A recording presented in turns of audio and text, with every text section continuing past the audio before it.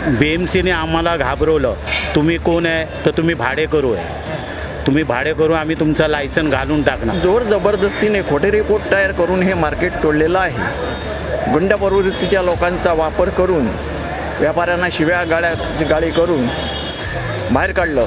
जी गव्हर्नमेंटच्या जागेवरती घरं बांधतात त्यांना घरं देतात आणि आम्ही कायदेशीर वर्षाचा लायसन फी देतो, पर महिना भाडं देतो. अगर भाडं नाही दिला तर 25% फाईन देतो. आता 11 वर्षे पूर्ण व्हायला 3 महिने आहेत, तर प्रत्येक महिन्याचा 30 ते 35 हजार नुकसान.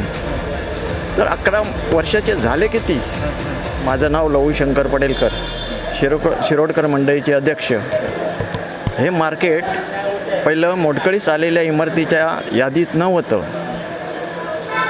मार्केट तोडण्यापूर्वी 4 महिने अगोदर तोडण्यापूर्वी ह्या मार्केटचा रिपेरिंग खर्च 4.5 कोटी नमूद केला होता. हे मी पेपर RTI टाकून काढले आणि नंतर जोर जबरदस्तीने खोटे रिपोर्ट तयार करून हे मार्केट तोडलेलं आहे. गुंड प्रवृत्तीच्या लोकांचा वापर करून व्यापाऱ्यांना शिव्या गाळी करून बाहेर काढलं. 4 दिवसात लाईट पाणी कापून टाकलं. आमचं डॉक्टर शिरोडकर मंडई हे पूर्वीपासून ब्रिटिश बाजार होतं. तेव्हा 76ला बाजार तोडलं गेलं. तेव्हा आमची 10 बाय 10ची दुकानं होती. तेव्हा नंतर महानगरपालिकेने महानगरपालिकेने हातीत घेतल्यावर 76ला बाजार तुटल्यावर आम्हाला तिकडे दिलं गेलं. नंतर 85ला वापस आम्हाला इकडे आणला. तेव्हा 5 बाय 6चं दुकान दिलं आणि आता त्याच्यानंतर 2015ला आमचं बाजार वापस तोडलं. आता 11 वर्ष झाली आम्हाला दुकानं दिली गेली नाही. दुकानं दिली आहे, 25 गोडामं दिली आहे आणि 25 दुकानं दिली आहे आणि आम्ही स्वतःच्या खर्चानी बांधून 14 दुकानं स्वतःच्या पैशानी बांधली आहेत आणि आता BMCने आम्हाला दुकानं दिली आहे 4 बाय 4ची. त्याच्या 8 वर्षानंतर दिली आहे. ती 8 वर्षानंतर दिल्याच्या नंतर ती दुकानं तशीच पडली आहे आणि आमच्याकडनं 8 वर्ष BMCने भाडं घेतलं आहे न दुकानं देता आणि आम्हाला 25% दंड बी मारला आहे आणि आम्हाला वाढीव क्षेत्रफळ का नाही देत? अगर ज्याला दुकान नको असेल त्याला रूम द्या आणि आम्हाला गोडाम देण्याचा बी महानगरपालिकेने प्रस्ताव मांडलेला, पण अजून तो प्रस्ताव त्यांनी मंजूर केला नाही. दादा, हे मला समजत नाही आहे. त्यांना पण सरांना पण मी विचारलो की असं कसं कोणी गव्हर्मेंट डिपार्टमेंट कसं करू शकतो की दुकानं नसतानाही भाडे? BMCने आम्हाला घाबरवलं, तुम्ही कोण आहे तर तुम्ही भाडेकरू आहे, तुम्ही भाडेकरू, आम्ही तुमचं लायसन घालून टाकणार. आता मला सांगा, जी गव्हर्नमेंटच्या जागेवरती घरं बांधतात त्यांना घरं देतात आणि आम्ही कायदेशीर वर्षाचा लायसन फी देतो, पर महिना भाडं देतो. अगर भाडं नाही दिला तर 25% फाईन देतो आणि जे गव्हर्नमेंटची जमीन हडपतो त्याला घरं देतात, त्याला भाडं देतात आणि घरं मोठी देतात. आता हे दुकान आमचं न चालण्यासारखं आहे, तर आम्हाला त्या बदली एक रूम द्या. ज्याची दुकान आहे त्यांना रूम द्या, ज्याला दुकान हवं असेल तर त्याला दुकान द्या आणि ज्याला नको हवं असेल तर त्याला रूम द्या.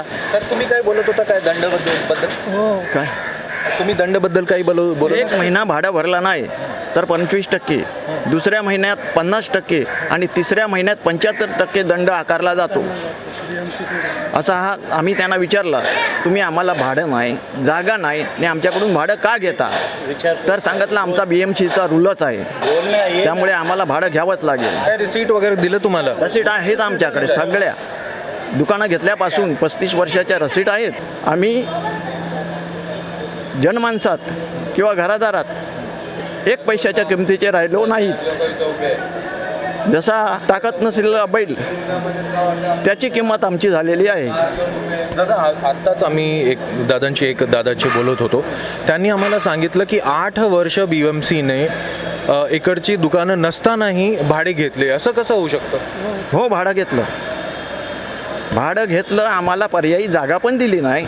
क्रॉफर्ड मार्केटच्या लोकांना फुटपाथवरती म्हणजे रस्त्यावरती दुकानं बांधून दिली नाही. आम्हाला आजूबाजूला फुटपाथला वरती सुद्धा दुकानं बांधून दिली नाही आणि 9.5 वर्षांनी काही थोडी दुकानं बांधून दिली आहेत, पण त्यांना लाईट नाही. आता ती लाईट आम्हाला देणार कसा कोण?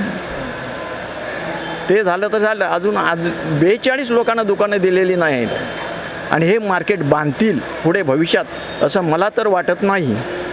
कारण हे टेंडर काढणार, परत तो त्यांचा बिल्डर सोडून जाणार, कारण ह्यांची कॉस्ट ही बाजारातल्या कॉस्टपेक्षा जवळजवळ 40 ते 45% कमी असते. त्यामुळे तो बिल्डर सोडून जातो. आणि आम्हाला जागा दिली ती गिरगावमध्ये परेलचा व्यापारी जाऊन काय करणार, आणि तीसुद्धा पहिली महिला बचत गटाला दिलेली जागा आम्हाला दिली. तिकडे त्यांचा पण हक्क आणि आमचा पण हक्क असा दुहेरी टप्पा ठेवला. आणि त्यानंतर 6 महिन्यानंतर आम्हाला ग्रँट रोडला जागा दिली.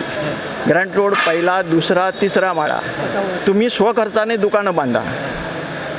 आणि ऑलरेडी ग्राउंड फुटपाथ लेवलला मार्केट दुसरं होतं, मग आमच्याकडे येणार कसं कोण, म्हणून आम्ही तिकडे गेलो नाही. आता 11 वर्षे पूर्ण व्हायला 3 महिने आहेत, तर प्रत्येक महिन्याचा 30 ते 35 हजार नुकसान, तर 11 वर्षाचे झाले किती?